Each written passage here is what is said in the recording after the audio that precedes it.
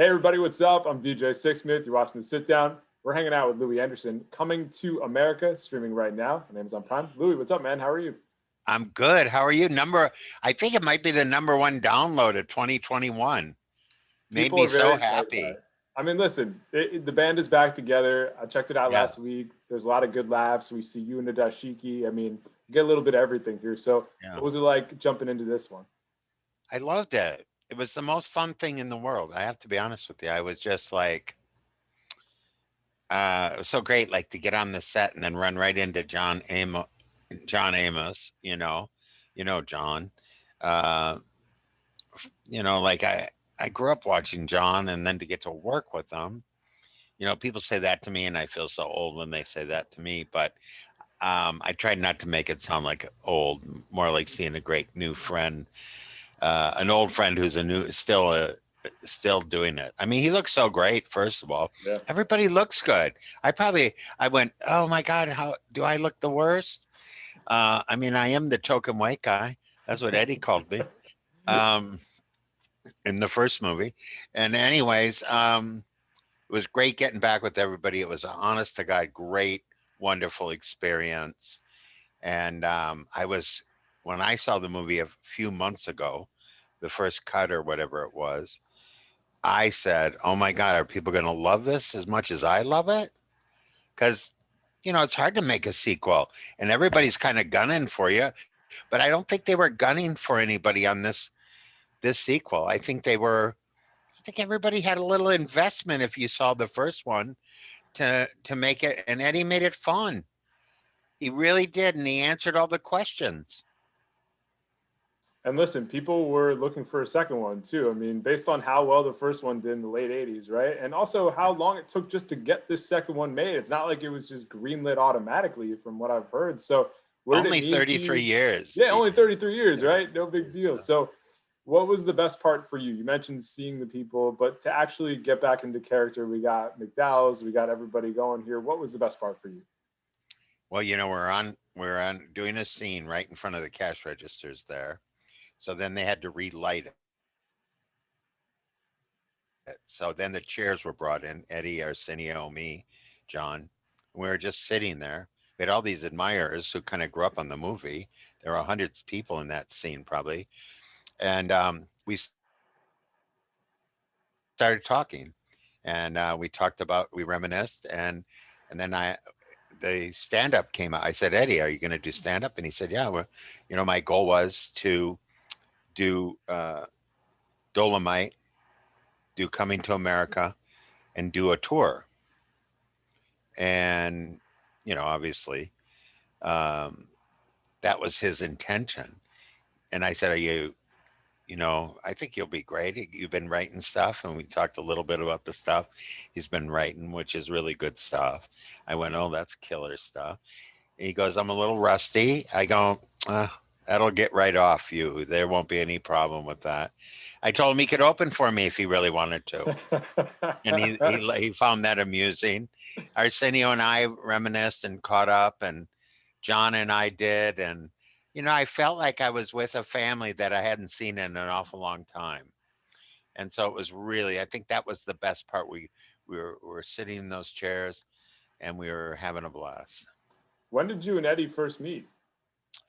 at the Comedy Store. Probably 80, 80, Hmm. 80, 81, right in there when I got there. And I would always say, you got to be have a cleaner act, Eddie, because I have a clean act. You have to have a cleaner act. You'll have even more fans. He laughed, and but Eddie, when he's swearing, you don't feel it's like Richard Pryor. You don't feel like they're swearing. Mhm. They're just talking because they make it. It's very part of who they are, and it's part of the dialogue out in the country at the time. People. That's how real people talk. Eddie and Richard talk like real people talk.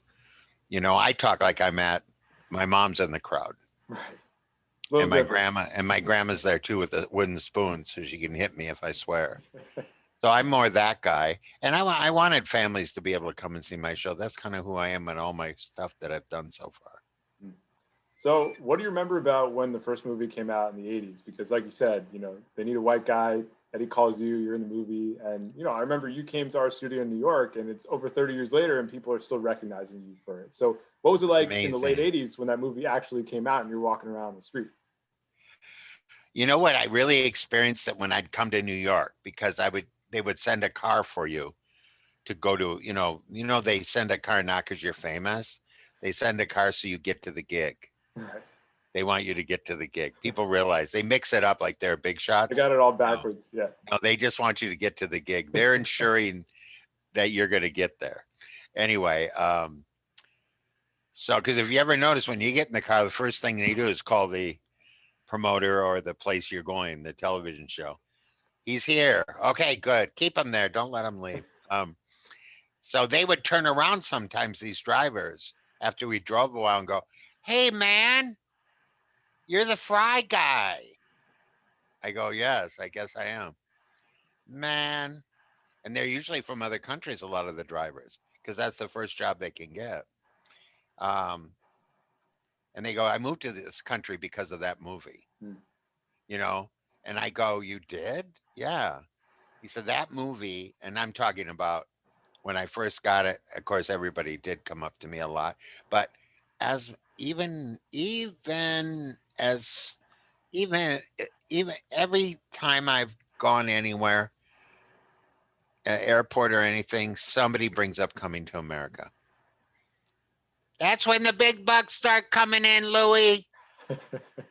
I go, "Okay, thanks." It's a little embarrassing in a good way, I guess.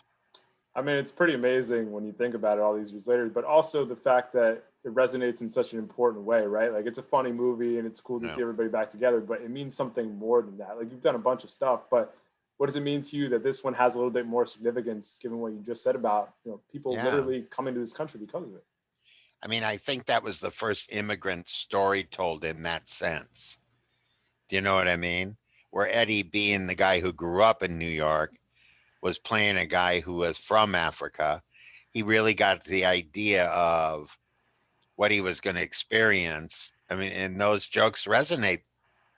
He goes back to the barber shop in this one, you know, and those are fantastic scenes still. Oh yeah. People look forward to them. I'm sure if we were in theaters with this movie, which I think they'll do double features when movies theaters come back, Coming to America 1 and 2, that's a lot of popcorn, but worth it. Um, I think people would have been applauding when in the sequel every time somebody showed up. So I was glad I was in the first scene. I felt that was so good that it was in that first scene. It made me feel like relevant and that Maurice, you know, hung in there and did what he had to do, and to still be working for John's character. Those are great things. Like I saw mostly almost exclusively tremendous response and comments about the movie. I think people loved it. I mean, I saw it 3 times. Wow. Because I wanted to see it again after I saw it, which you should do always with movies. I think sometimes, especially if you're in them. And then, um, and then I saw it on the night of the virtual premiere with Amazon, and they were great. Amazon really did a beautiful job on the virtual premiere where people could take their pictures, then they'd end up on a poster. Really beautiful stuff, really heartfelt, good. And they had a virtual bar that I could go and talk to Seth, and that was so much fun. It was just pure fun. And then to watch the movie without really much of a glitch, which I was worried about because there's a lot of people on that virtual thing. And then I got a chance to let Amazon was so good to me. They let my family, which is considerable, Yeah. they let all my nephews and nieces and brothers and sisters watch the premiere that night. Wow. And that was a big, because you can't always do everything for your family you want to, but when you can do something like that, when you can share an experience that, I wouldn't be the person I was if it wasn't for all my family. I just wouldn't. And I think that movie is about that. And I think Eddie does that in the movie with his daughters being there and some beautiful stuff in the movie. I mean, that's pretty crazy, right? That all these years later, you have family right there, Eddie and his daughter doing their thing. That's incredible. You know, that's gotta feel so great for Eddie. So satisfying. I mean, you know, and then he found Craig, who did Dolomite, the director. And when you have that happen, and Eddie must have felt very safe to put this baby in his hands. And I think they're good collaborators, and they were kind, and they were great to everyone on the set and the wardrobe. I got my Desiiki right over there. It's right in the hanging right there. You know, because I need to put it on occasionally just to, you know, go outside to get some attention. No, Just to go to um, Starbucks, just throw it on yeah, real quick. exactly. Oh God, did I have that on? Oh, so crazy. Sorry. Well, Louie, it's been awesome hanging out, man. Congrats on this one. Good talking to you. Thanks, Stay healthy, DJ. and we'll talk to you down the road, all right?